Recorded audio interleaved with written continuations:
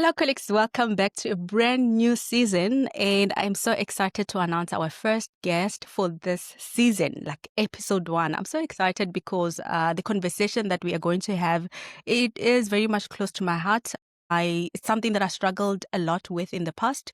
And currently, I feel like I'm a work in progress. I'm still improving.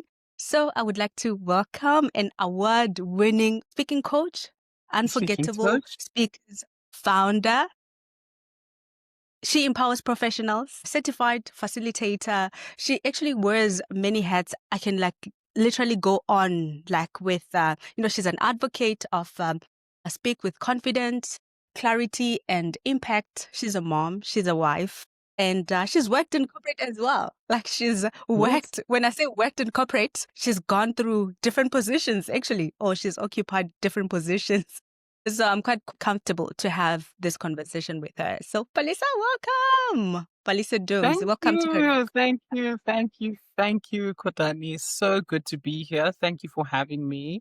I'm just excited to add value to you and your audience. Welcome to everyone watching. Hello there. We're glad to have you. Yes, I would like to start by just you introducing yourself because yes, I've introduced what you do, but apart from that, how do you introduce yourself when you're introducing yourself? Yeah, I think Yes. So introductory is very no, important. lovely. You did a very good job, and you know that first impressions last. So how I would usually introduce myself is ask you a question first of all. Are you a professional looking to elevate in your career? And if you are looking to elevate in your career by either asserting yourself, being able to speak with authority, with confidence and clarity, I'm the person that would probably be the right one to help you. And how I do that is I help professionals on a daily basis to be able to articulate their value, to be able to share their ideas, and to be able to make an impact. Because for me, I truly believe that once you have the microphone or you have the stage or the platform, you are a leader. And people ideally want to be influenced in a positive way for you to be able to then make an impact, which is the lasting impact we're all striving to make. So that's how I'd introduce myself. Our business is an award-winning business. We have different aspects to what we do. We have an English for business program. We have personal development, and we've recently introduced a corporate therapist. So quite holistic in terms of servicing the professional to excel in their career. But I am the communications and public speaking coach in the group of businesses. Yeah. Listen to that. I just love how you speak. So, according to research, I think about three sources, they say that about 75% of people would Mhm. rather die than to speak in public. This is also, this resonates with me. I remember in varsity during communication. I mean, communication was one of the modules. We had to do an Mhm. oral presentation, and that presentation had 25 marks. And I thought, I don't care. I would rather lose this 25%.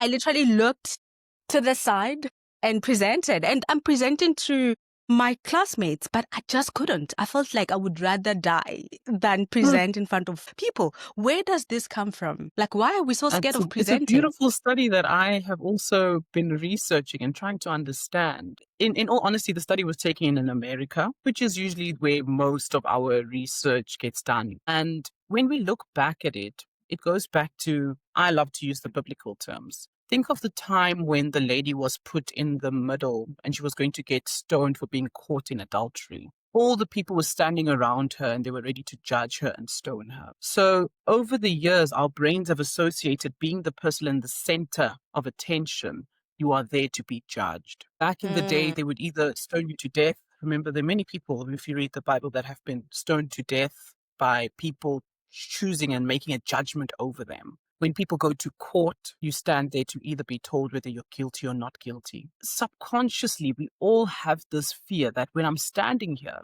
people aren't necessarily standing or listening to me for the good. They are listening to catch me out, to prove that I don't know, to go, you're guilty of not being a good engineer. You're guilty of not being a good accountant. And in that, that's what creates that fear of judgment, is that I'm going to be standing here and I almost feel naked in front of these people. I feel like they can see my heart racing fast. I can feel like they might look at me and think, oh, you have a degree, but it doesn't sound like it. So we all fear that idea of the fact that our audience aren't in it for the good, when in actual fact, that's just a fear. And remember, our minds are not designed for success. They're designed for protection. So your mind will always be trying to protect you. Survival. Let me see how I can survive this moment, because these people are probably going to stone me for making a mistake. When in actual fact, is that true? That's the question I can leave you with. But that's where it comes from. The idea that you are going to be judged and people are there to catch you out. And that's the Yeah. scariest thing ever. Oh my gosh. You spoke about the heart racing. Can definitely resonate with that. And you feel like your heart's like it's like you don't even know what to do. Like why is that, the case? Like, and how can one overcome Yes. that? Because I mean that's where we Yeah. we, we start, with your heart racing. Yeah. It's your heart racing, your palms sweating. I used to have these big armpits patches after a stressful any presentation back in the day. I'm just lucky I don't have that anymore. It was bad. It was really bad. Like a white shirt would have like a stain here, or your mouth drying up. So you would start seeing white things forming in your mouth. Others is even physical shaking.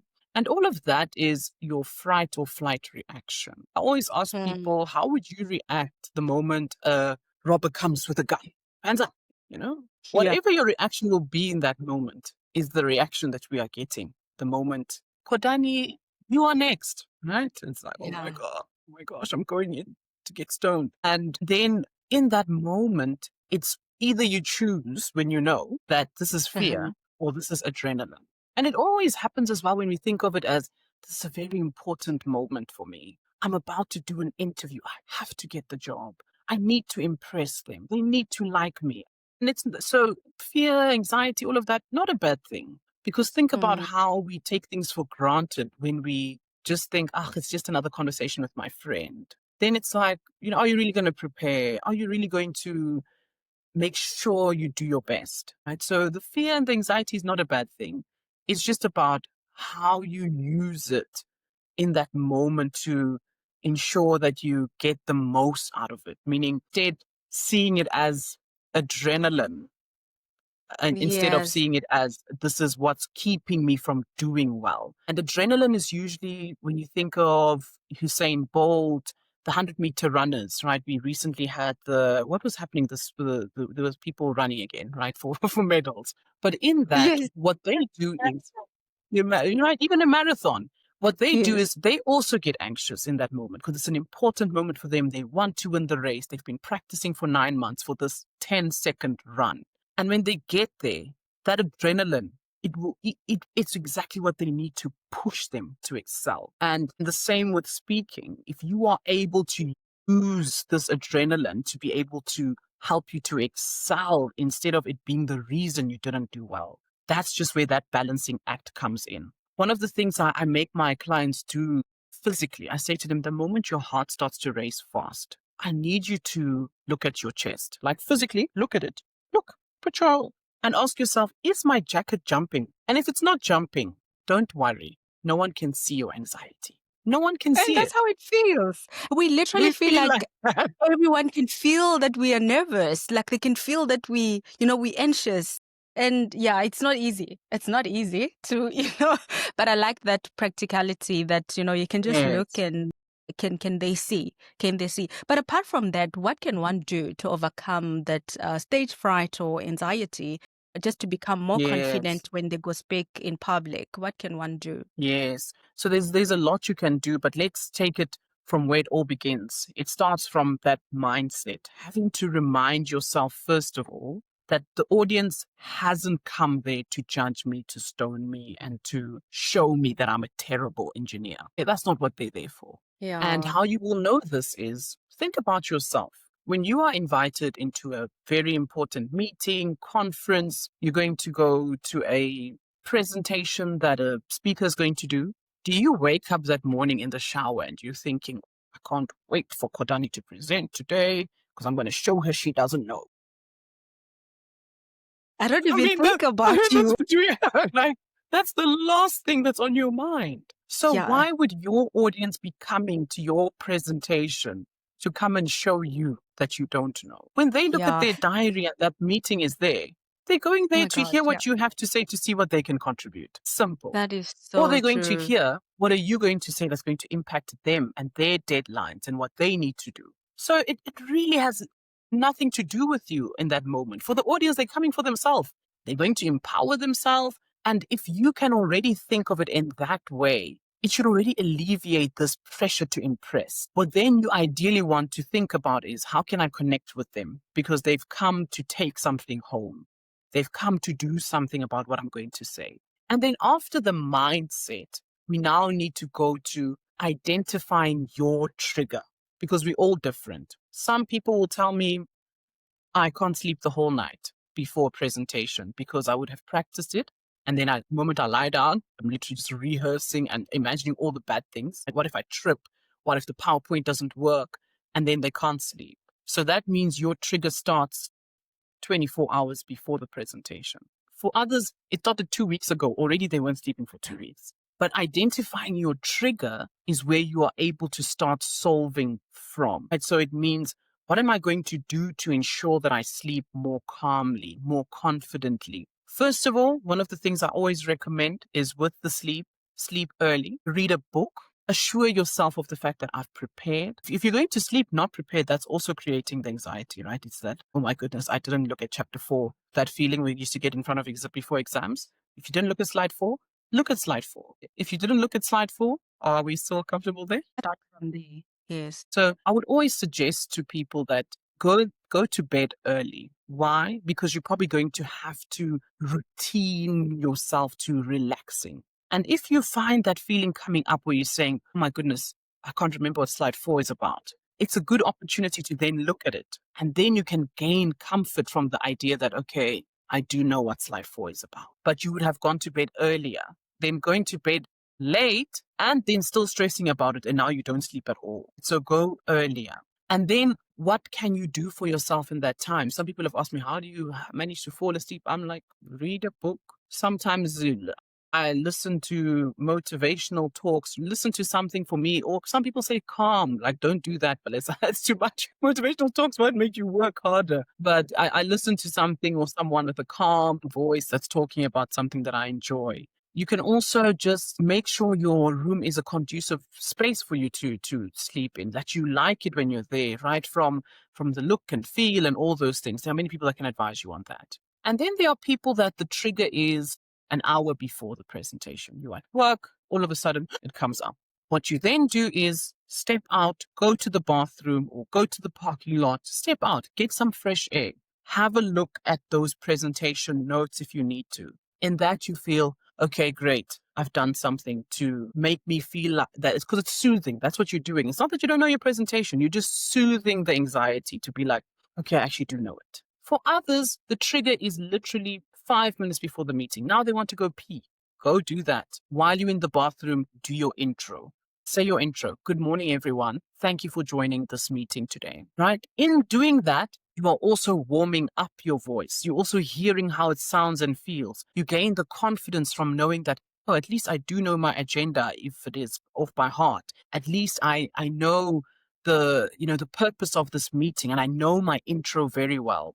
Because it's usually during the introduction where anxiety is exposed. It's exposed in shaking, in the shaky voice. It's exposed in the whole confusion of like, morning, should I start? All of that because you're just like, oh my goodness, I'm hearing my voice out loud. Yes. But if you've heard your voice out loud and it's crazy in the bathroom or wherever, but do it. Hear your voice out loud so that your body's not shocked by what just happened, right? So speak You know, out loud. yeah, yeah, Yeah. Yeah, I'm about to finish up with the last trigger. Some people, the yes. trigger comes the moment you hear that you are next, or they've now said your name and it's your turn to go to the front. That's almost that last stage trigger. It's like it's either in that moment when they're about to call you, or the moment you start to speak. You were fine the whole time. You slept, you felt good, and now all of a sudden, boom! Here comes. I call her Portia. You need to give that girl another name, or that man that pitches because it's not the real you. It's the one that's now overthinking this, that wants to say you don't even belong or deserve to be in front of these people. You're not smart enough. You're not. No, tell that girl, sit down. Portia, sit Hmm. down. And how you do that is through breathing. You have to take, at least before you start, a good box breath, but not in a way that shows it to your audience. So I love to teach it in this way, where it's in through your nose, you hold your stomach, make a big, nice bubble, holding for 4, exhale, but with a smile, so no one knows what's really going on. Instead of, right, because then it becomes obvious to your audience that, is she going to have a heart attack? Is she okay? Because your audience also, remember, they are very empathetic towards you. They want you to do well so that they can get what they want. So the moment they see you acting all anxious and stuff, they get anxious on your behalf and they worry and they're thinking, was this a good idea putting this person there? Shame, shame, that shame. So they're That you not mentioned. judging you.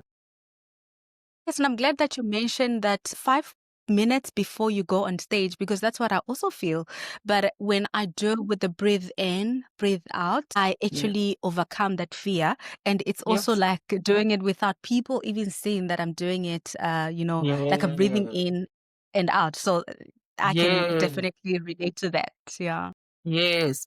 And what the magic is of that breath is that it also helps with your intro, your voice not shaking Mm, through the beginning, because it yes. comes from good breath. And also when we breathe, remember we soothe our throat as well. But when you don't breathe well through the day and then you need to speak, then your voice does get dry. And from that so it moisturizes it keeps your throat moist the more you breathe.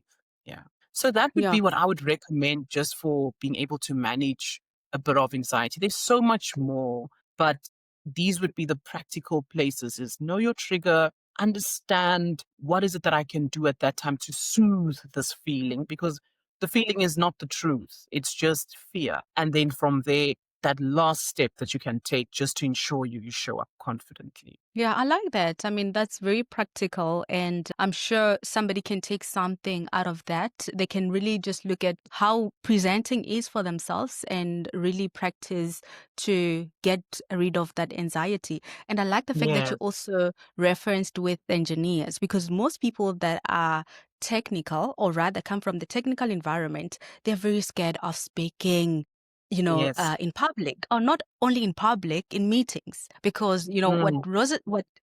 uh, uh, or rather, it's a lot with me, is going to present. You've done an excellent job in executing a specific project, but you are scared of going to talk for your work.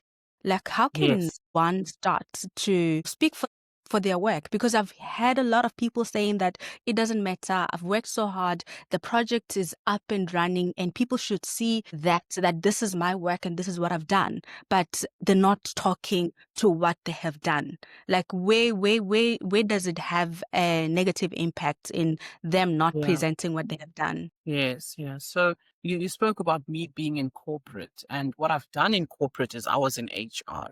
And Yes. being in HR means we get to observe talent. And this was because prior to that, I was also part of the talent team. So I used to bring people on. And you find that a person in the interview articulates themselves really well because they want the job and they get hired. And then the idea now comes as that I'm hired because I'm technically strong and I know what I'm doing. And that will speak for me. But remember, when the decision then comes for those promotions to be announced or to be made, no one is sitting there writing down your projects that you completed successfully. That's not their job. My job is to also write my own down and to remind my hiring manager. So if you come in thinking, oh no, it's just going to happen because they can see my work. Every person is seeing their own work, even your line manager, not in a bad way. They're seeing their own work. So you are the one that's accountable for being your own spokesperson.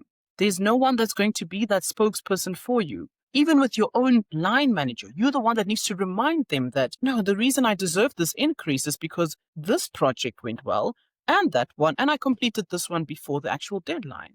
Right? Because then they go, Yeah. oh, yes, you're right. Because their job is not to sit and put the stars next to your name like in school. And I think the problem that we have is that school ruined it for us. In school, you used to pass because you wrote well in the exam.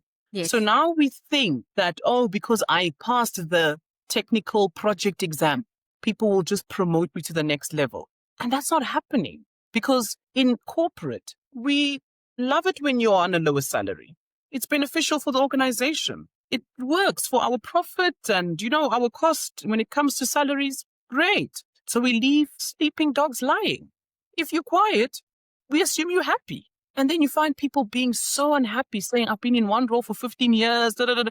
I mean, we didn't know. You seemed quite happy. You were doing the Oh my work. gosh. You were finishing it on Oh, time yeah. and even quicker than you should have. You kept asking for more work. Never did you say anything. So it's so important to learn to advocate for yourself and not in an arrogant and aggressive manner, but in a way that says, what I've done was good and it benefited the company in this way. What I've done was good and it benefited the team in this way. So now it's not arrogant because it speaks to everyone else that benefited from your contribution. So we have to learn to speak for ourselves. Hmm. No one will know. And a good example would be like the person that didn't tell their friends to vote for them to become a prefect, that then didn't get the Yes. votes. I mean, the friends Yeah. thought you are happy not being one. Let's talk about that, right? So if you Yeah. told Yeah. them, though, that, I want this and vote for me, they would have done it. It's the same at work. You have to Hmm. ask for that promotion. You have to make sure people know what you've done, but also Yeah. ensuring that you showcase that it's for the team or for the company's benefit. Yes, definitely. I've came across people who would say that my manager sees my work, and I think they're being unfair because they are not promoting me, and they still sit back. And when you ask questions like, "Have you communicated where you would like to be in the future? Have you communicated your career trajectory?" And you hear people saying that, "No, I haven't," but they should know what I'm doing because for an example, if you're working in a place where it runs with machines or equipment, when the machines are down, you're the one that is fixing, and yet you're expecting that the next level of promotion, then you should be handpicked because you do qualify, because you are the ones that are fixing, that is fixing all the problems. So I think, yeah, a lot of people in corporate, they're still far from really advocating for their work. And I'm glad that we're having this conversation because, that should change. They need to really start to advocate for their work. And I also look at your story that you come from Mpumalanga, you learned in Afrikaans, and you had to then learn English. I look at I Mm, listen to how you speak. Some people would say that maybe you had an advantage to have maybe grown up in, I don't know, maybe just tell us a little bit about your background so that right. we can expand Yes. on that. Yes, it's such an important story because when I say it's important, it helps people to understand why this matters as well so much to me, right? Yes, Is yes. I did all my schooling in Afrikaans. This is primary all the way to high school. So I did maths in Afrikaans, biology. I need to actually tell people what I mean when I say I did everything in Afrikaans. Everything, everything. And English was also just one of those subjects that I did when I have English. Like a Everything was second additional yes, language. yes, right. And one that I just need to pass. So I know the basics and that's fine. But I needed to learn for anything that mattered, accounting in Afrikaans. And then I get to university and I would rather not share how I moved to the English class right now. I think I shared it once and it Come was a bit controversial. But within the fourth day of being in the Afrikaans class, I then moved to the English class because it was also God, I believe, directing that it's more beneficial to do your degree in English if you have a global mindset. So I then get into doing accounting, statistics in English. Some of these things are so difficult to translate. And a good example would be in accounting, for instance, assets are barters. You cannot connect those two words. It's like a east-west. on. It's not even, at least if it was asset in Afrikaans, then you would You say, you get where I'm coming from. I really understand. I understand struggle. completely. I really struggle. For me, it was, because everything was taught in Chivenda. When I went to varsity, when they explained the word friction, I went to the dictionary to look for the meaning, and it still didn't make sense because I don't understand the other words, the explanations. I can completely relate. Yeah. Yes, and that feeling of you are learning by picking up terms that you don't really know the meaning of, but you're hoping you're using them in the right context. And that's from TV and from people having conversations or a random YouTube video that you watch and you're just like, oh, someone said low hanging fruits. I'm going to use that word. I'm going to use that statement tomorrow. That's literally how it improved my English, by Googling, having friends that laughed at me because for them it was hilarious. You said, oh no, what? Because I'll be trying to explain to them a context or something from the textbook and they're like, what is this girl saying? What is she talking about? And it was a Yeah. joke, but I love that in their laughing, it forced me to learn. It forced me to learn. It was like, you have to pick up your socks. You need to understand these terms in order for you to pass and to do well. Mm. And I'm grateful I did my degree and my honors in English, but it was a struggle. And Yeah. what What did you happens is study? so I studied a degree in marketing and I did my honors in business. And that's also that transition was because I then realized that I don't think I want a full-time job. I actually want to be a business owner, like my dad. Mm. I was just like, I just need to be better than him. Whatever I do, I need to be better than my dad. Because he did well, but I believed because of education, you can do better. So Yes. I did I did my honors in business and I was even an assistant lecturer at that time. So you can imagine that's how good I got at this English thing that I was able to be an assistant lecturer for the business development or business management faculty. I was part of That the is people that would be able to tutor you and mark exams, and I was part of those people. But that's the thing that's about great. how I grew up. I grew up really fighting for my future. From grade one, I was that person that was adamant on doing every activity that the school offered. And when we look at it now, someone was talking about it recently on social media that, oh, you remember those annoying kids? The ones that had their hand up in class for everything, and then they talk about those are probably the people that are going to have it quite easy when they get to corporate because they're not Yeah. afraid of putting their hand up to say, hey, I don't think this is right, or hey, who do I contributed to that. They're not afraid to advocate for themselves. That's literally what this person was talking about. And that helped a lot because it also was the reason I had a public speaking coach, but it wasn't Afrikaans. Remember, my public speaking was also in Afrikaans. So she taught me confidence and with knowing how to at least speak with confidence, even though my English vocabulary and grammar wasn't 100% correct, I had that advantage of knowing how to mask it, like it doesn't matter, or what is the English word anyway? You get me. That would be how I would just overcome the insecurity of the Yes. language struggle. I'd just be like, it's not Yes. a big deal.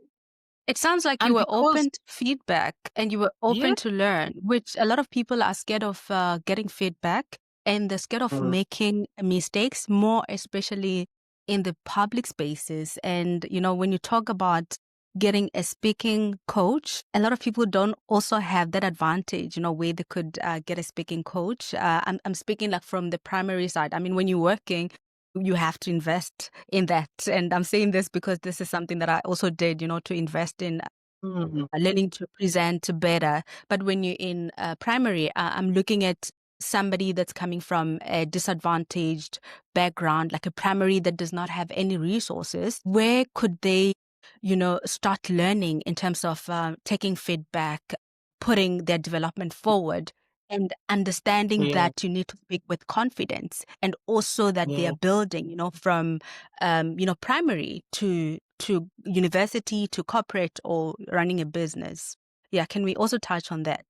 Yes, that's an important point. And when I think about disadvantaged communities, what I would recommend for parents to do with their children from a very young age is to let your child go and do that pageant. Let you, because these are the things that are happening in the disadvantaged community. There's pageants, they would call it, for instance, concert or talent shows. Don't be the parent that holds your child back because you feel you don't have capacity to attend it. Let them go. Because the quicker we learn to fail and make mistakes and not make it such a big deal, the better. Because what happens is when you try and withhold your kid from doing things, no, no, no, no, don't do this, don't do that.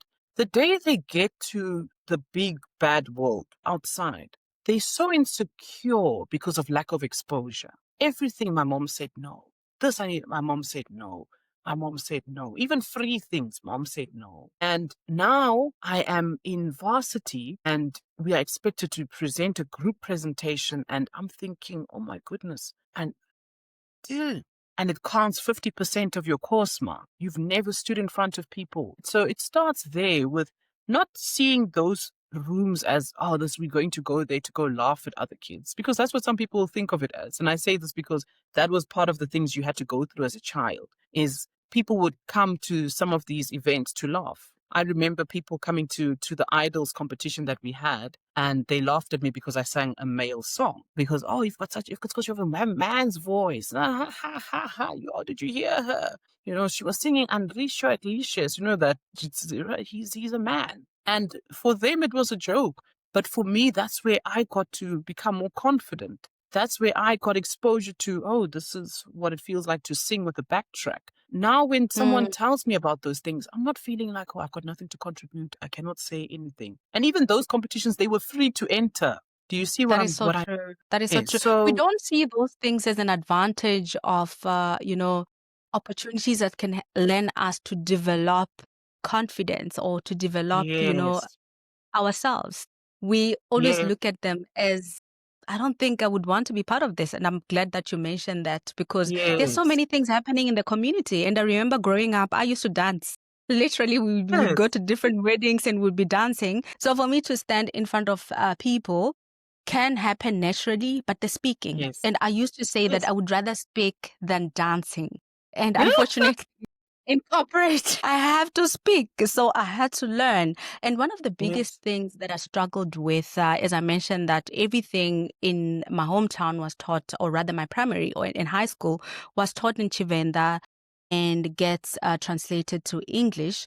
So for me, I've been thinking everything in English. And there's a saying that think fast and talk slow. Let's talk about that. yes, Somebody that has to think in their home language or a different language, but things have to come out in English. How can yes. one become better in speaking if that is the case? Yes. So one of the things that we all had to do in school was to think fast, because we have allocated time for exams and tests, right? Think about it like that. There's a time limit. There's no exam that you're going to write the whole day and you're going to enjoy. There's going to be, this exam is 45 minutes or it's 2 hours, whichever time is allocated. So when we're in school, thinking fast is very easy, normal. We do it all the time. Then we go to work and it doesn't work like that anymore, because the projects that we do are not tests.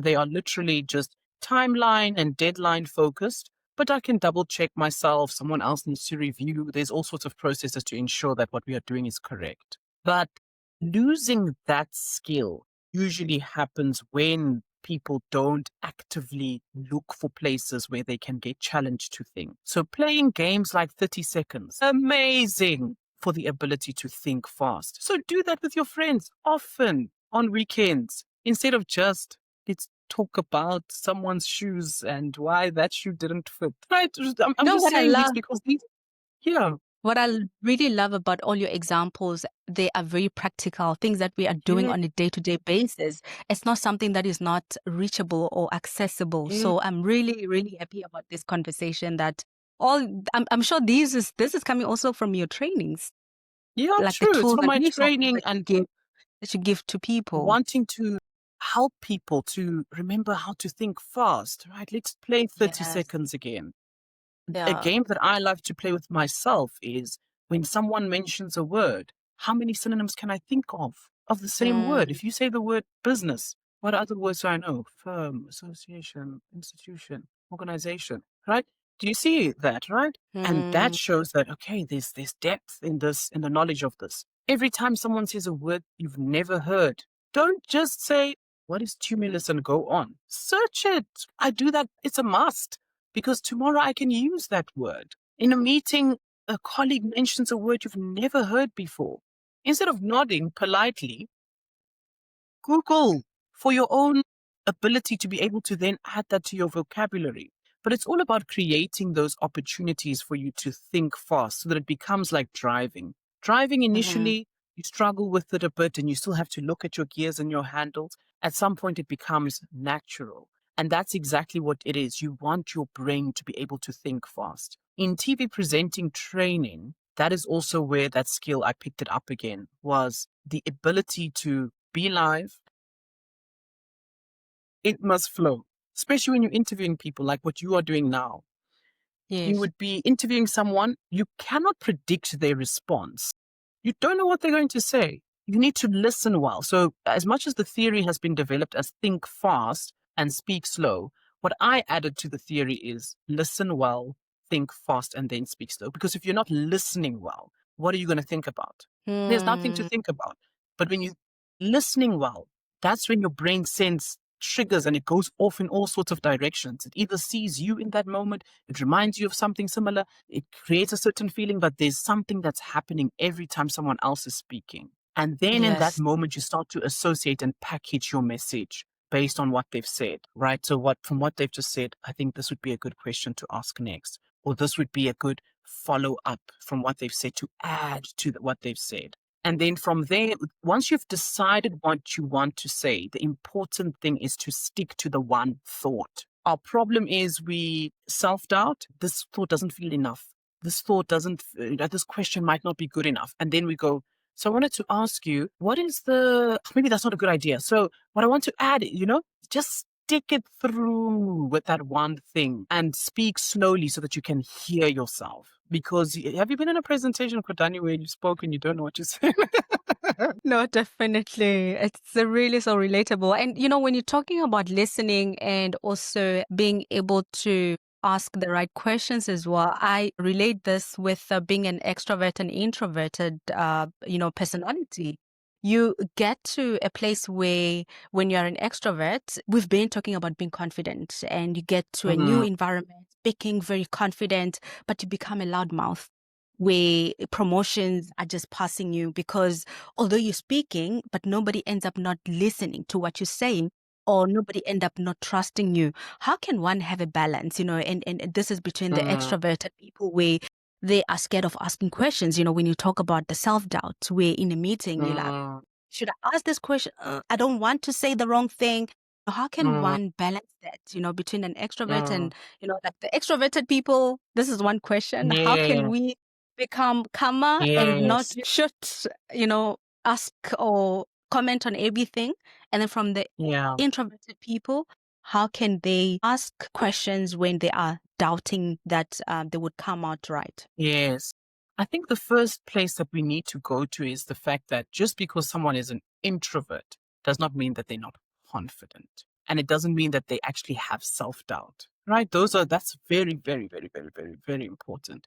Because the idea that someone that is speaking loudly is confident is also not true. A lot of people, and you'll see this because they get super offended when someone corrects them, yet they're confident. They're speaking the whole time. But if they were confident, they'd be okay with failing, right? They'd be okay Hmm. with it. Or they could become very defensive when people aren't for their idea. And that's the, so-called extrovert. So confidence doesn't necessarily sit with any personality type. Confidence can sit with an introvert or an extrovert. The thing is just about the actual speaking. Right. So, because person can be super confident and quiet. And it's when they speak that you hear they're actually arrogant. And you're just like, they're like, I'm quiet because I don't want to be like a loud mouth that makes no sense and doesn't. You hear that, right? That's arrogance. It's Yeah, not I'm quiet because I don't have anything to say. I'm quiet because I think you guys are stupid. And so the there's balance. always a balancing act there. Right? But Yeah. what you want to do as an introvert is use your listening skills to your advantage. The fact that you are quiet means that you're taking in more. It means that you are allowed to allow the whole room to speak first, so that when you speak, you then say. From what I've summarized that everyone is saying here, is that you are saying one thing, you are saying another, and you both think what you're saying is different, but in actual fact, it's the same. And how I've come to this conclusion is this. Now that's value. But it's not speaking a lot. It is allowing everyone to speak. But when you speak, to make sure that it's valuable what you have to say, because you've had more time to think about it. And then Yeah. for the extroverted people, my advice used to be that you need to listen more. But I would also want to add to that is ask more questions than tell. Because I've Mm. learned and heard now that The quality of your life, your ideas, your businesses are determined by your questions. So don't necessarily be the person that always has something to say. And I want to add, ask questions based on that which people have said. Meaning, okay, Khodani, so you're saying this. Would this mean that? Would this mean that? Have you thought about this? Make it, that's smarter than having to be the one that always says, I recommend, I say, I think we must. Right? Focus on, are you asking questions that provoke thought and that challenge people at the boardroom table? Because then they'll say, oh, we want to do it, but we can't do it without that analytical person because you're super analytical. So that would be what I would recommend is listen so that you can ask powerful questions for the extroverted person. And there's no right or wrong when it comes to the two personalities. I want to give everyone comfort with that. I like that. There's just I like finding a balance. And yeah. I say to people, when you see me speak like this, you would think, yes, I love speaking. I am not that person when I'm with my friend. There's this book that I read called Winning. It's about corporate and business. And what it talks about is that the 70-20-10 rule, which means that 70% in corporate are the average performers, and then 20%, these are the people that are in line for promotion, in line for salary increase, and the 10% is frustrated, ready to resign. And, looking at different environment that I've been in, I've seen this quite a lot, where you see the 10% applying for jobs, so they could be fired at any time. How can one improve themselves or develop themselves to become the 20%, or what could also be the trigger that you falling into either 10 or 70 instead of the 20? Yes, yes. Yeah. One of the best triggers to know whether you fall into the 10 or 20 or 70, meaning to be Yes. able to identify that you're not a top performer. How you'll Mm-hmm. know this is that decisions about work that you do and are involved in can be made without your opinion. The fact that people don't even care to hear what you have to say, add, or think about something is a problem. There must be we need to first hear what Khodani is going to say. Let's hear what she has to say.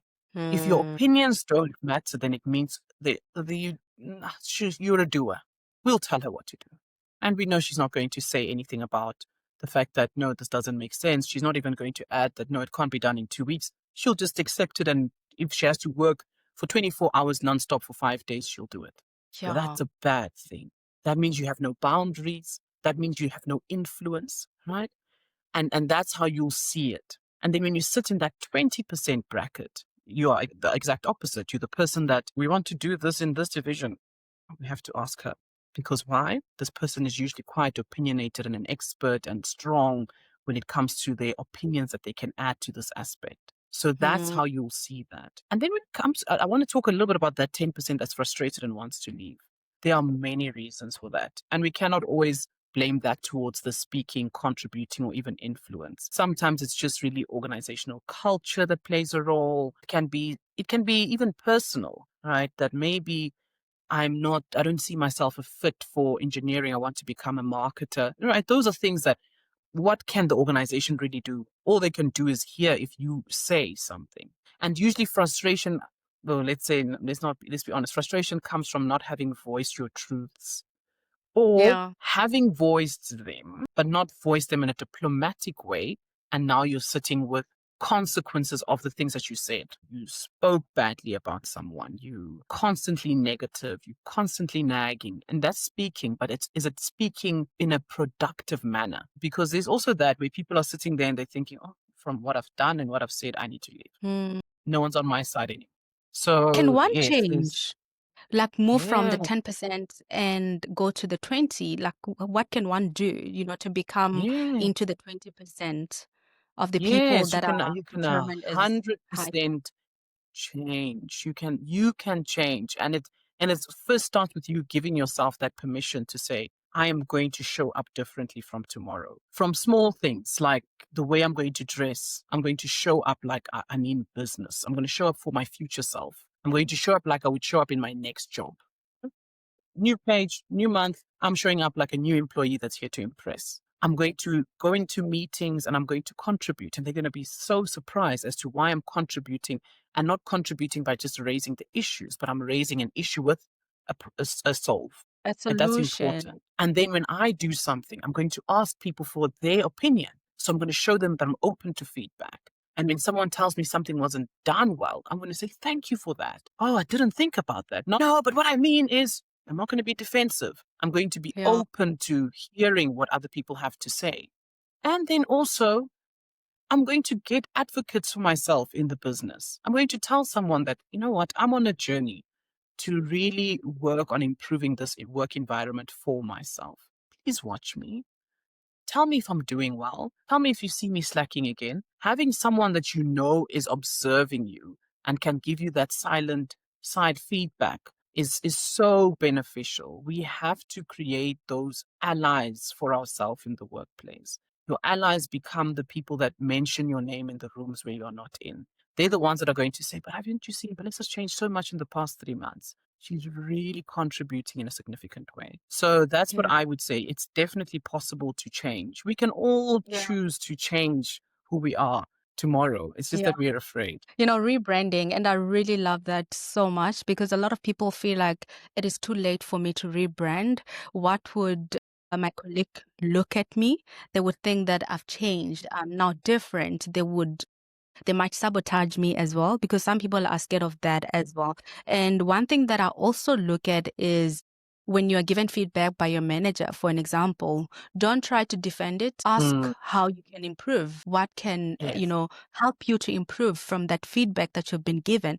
Execute it, put in a timeline, and review it with your manager or the person who's given you Yes. feedback. I think that really works quite well for me in terms of following up on the feedback. And feedback is so painful. Let's talk about listening to your voice. You spoke about when you're practicing or preparing for a presentation or speaking in public, you must also record yourself and listen back to your voice. A lot of people don't like their voice. How can I become comfortable with my voice? Listening back to my voice. Yeah. Yes. And I think for all of us, it starts like that because for the first time you hear your voice not from your own mouth, because what we hear now and what you are hearing is completely different. And we must Definition. also remember our biggest critic is never the person in front of us, it's always us. So Mm. start there with a bit of self compassion when you're listening to yourself, remembering that I was never meant to be perfect, but unique I am. That's where it starts. And as you're listening to yourself, don't do it once, do it a lot. The same way you would do with a song that you don't feel the song in the beginning. You know, the song they used to give you at the concert. Initially, the song is confusing. These dance moves, it's like these moves are too quick.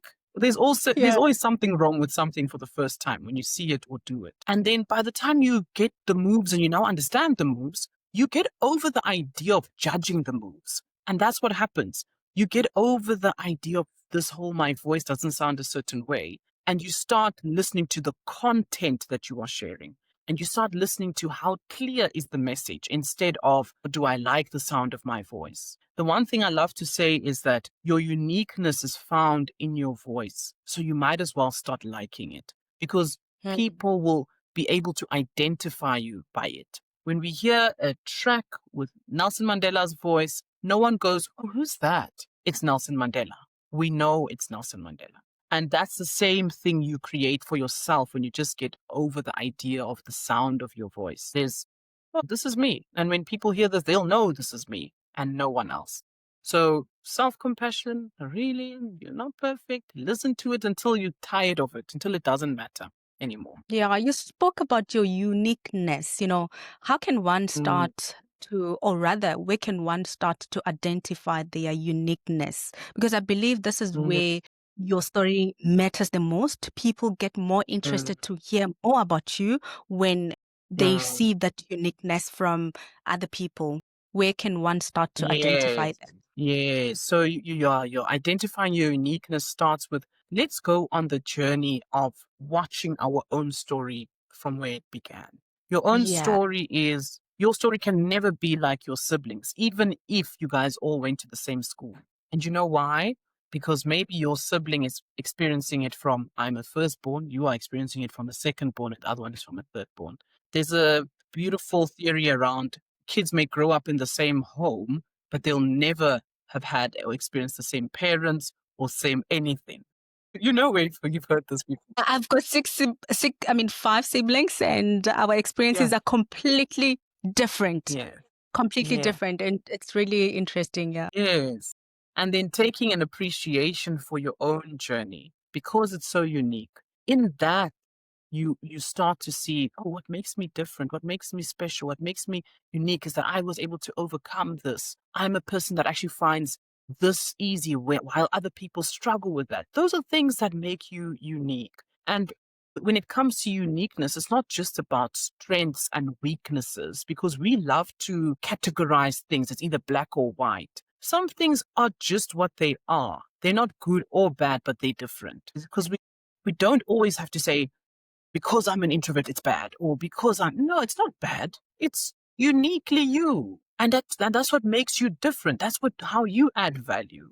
And then looking at yourself and seeing the roles that you play in people's lives. In that also, it becomes unique. The friendships you have, what you studied in, the career that you're building, all of that combined and loving it. Our biggest problem is that we think that when we get to certain places and certain rooms, we need to run from who we are in order to level up to these people that we've met, right? So, oh, now I'm in Sandton. I'm no longer Palesa from Sabi Simile location. No way. No, that's my competitive advantage is that none of you are that person, right? Mm, That's what makes you memorable. It's knowing that even if you had the worst upbringing, but look at where you are now. yeah. Don't run from your story. Embrace your story because that's how even us as people fall in love with you because of how authentic you are. And also, we often talk about, love your neighbor as you love yourself. But do you love yourself is the question. I love that, more especially when you talk about your background, where you come from. A lot of people don't want to be vulnerable, not necessarily being vulnerable, but talking Mm, about their past experiences because they feel like mm, that's how people are going to define their future or box them when when they engage with them. So I really love that. And we're yeah. coming to the end of our conversation. Yes. I would also like to touch on the timeline. A lot of people want to see, or rather, develop overnight or build confidence overnight, like be able to speak with confidence overnight. How long does it take for somebody to become better? That's a very difficult question. And I say You, that you, because we're all you're at the speaking different coach. levels. Yes, that's a difficult question.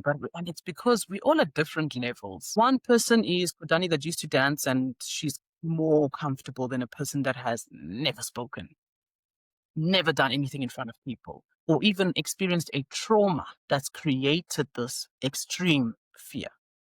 Right. So maybe I used to speak in high school, people laughed, I never spoke again. So we all very different. And I've often found, and that's the reason why we even introduced the corporate therapist, is that some of the speaking anxieties have nothing to do with speaking. And it has to do more with esteem problems and a lot of criticism that you've either experienced and you cannot unsee it. Where you are presenting now on engineering work, but you keep hearing people saying you are fat while you're doing it. Do you see that? Do you see Wow, that? those Right. loud So noises. yeah, so for every person, it's very unique that journey as to how quickly you're going to become a confident speaker. But from doing research on how habits are formulated, I'm sure you'd be familiar with this. Even from the therapist that I sat with, she spoke about it takes about 64 days. So that's what it will take. If you consistently for 64 days can put yourself in a position where you are doing something towards your speaking and improving your speaking, that will be a new habit, which then becomes a skill that you can use. Yeah. And that I would always be the average. I love that so much. I always take my development, either self-development or career development, as a project. I always Mm, treat it the way I would treat projects at work. At work, we've got mm, different milestones where we see the project, the execution, the milestone materializing. But a lot of people are scared of treating their personal growth or, mm, developing confidence as a project. Is that a thing, mm. or we are being too much on ourselves? No, that's the thing that we were talking about it earlier with our English teacher. How, remember, this is the one thing people fear. It's like having to go to the gym to finally face the fact that you need to lose weight because the doctor has said so. It's Mm. terrible. It's like, this is a painful thing. I'm not doing this because I want to do this. I'm doing this because I have to do it. It's different when a person does something because they want to and they love it. And oh, I love drama. And that's why I'm doing public speaking. Oh, this is their favorite thing then to do, to develop the skill. And then you find the person that's like, I don't like being the center of attention. I Yeah. don't want to be able to speak the whole time. I don't want them to ask me for my opinion. And now you're forced to because you've been promoted or you want to get promoted. You have to. And that's a completely different thing altogether. Yeah. I love what you're building. When we started talking, that was a month ago, and I texted your channel, or rather on WhatsApp. There Mm. was no welcoming message or that automated response. And now when I sent you a message, I see Unforgettable Speaker. Welcome to Unforgettable Speakers School of Excellence. Here is where to begin. Let's talk about that. I love how this has Yes. developed within just a month. Let's talk about that. Yes. So let me be honest about the fact that that message was supposed to have come up back then as well. Okay. Okay. It's actually something that's been there. Maybe on that Okay. day, we either had the phone off or something. There was a reason for it, though. Okay. Yes, but yes, it is something that we keep on changing. So you'll see next week or so, the message will also be updated over time. And the reason it gets updated and it's necessary is because of the developing of new courses or even positioning. So we are looking at positioning ourselves more as a group, and in the group you would find Unforgettable Speakers, Align, CTIs, which is all different aspects or pillars of the business based on what you would need at that time. So if you're coming for therapy, you'd find that with the one person, if you're coming for personal development, and then if you're coming for speaking. I love that so much. I'm also going to put this in this video as part of the Oh, I description. appreciate that. What are you building? Let's talk about what you are building. Think I see something big, and Yeah, I see something very meaningful, something very impactful to the community, and not only the community, to the world, because we need yeah, unforgettable speakers. A lot of us are scared of speaking, and we need this type of trainings. As I was going through the yes. list, I saw myself signing up for one of the trainings here because I believe I'm lacking in some of the areas, and I know you are definitely going to help me improve. Awesome. Awesome. Yes. So when it comes to the Unforgettable Speaker School of Excellence, I'm really trying to build normal professionals that can see themselves sitting at the top. That's the first thing. I want people to imagine that first and then to ask themselves the question, what am I lacking that's stopping me from getting there? And then for us to have that for them, regardless of what it is. If it is that the person feels they are lacking in budgeting, we want to one day even have a financial person that can help them with that. But what we are building is that when it comes to the speaking one only, there I'm literally just equipping you to be confident, to be calm, if that's what you're looking for, because there's also the difference, right? Where some people are extremely anxious. Another person is not extremely anxious, but they don't know how to show up confidently. So there's that. To be clear, to speak with clarity, because we know arguments, demotivation, anything that has negative connotation usually starts from someone missed the clarity in the message or the intent of the message. Wars start because of intent that was missed, right? So clarity, to have some form of clarity and then to make an impact. That's literally it. I always say you cannot speak if you're not a leader.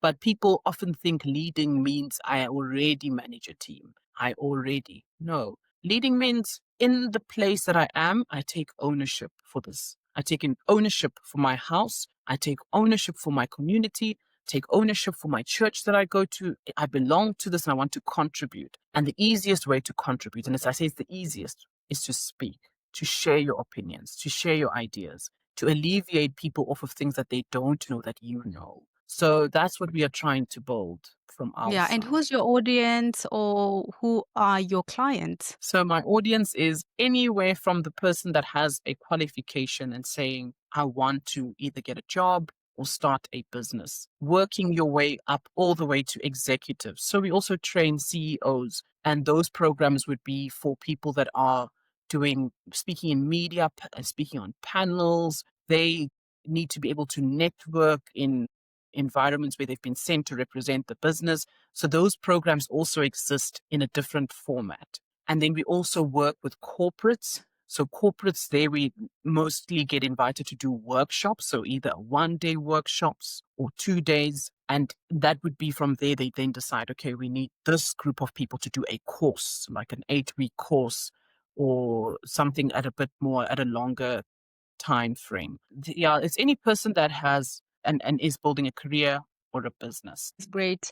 As we conclude, what is one mistake, or rather, what is the biggest mistake that people in corporate make, which prevents them from climbing the corporate ladder? It goes back to what we spoke about, the idea that people are watching and they will see me, when in actual fact, people are not watching. Everyone is looking at themselves. You need to and have to advocate for yourself.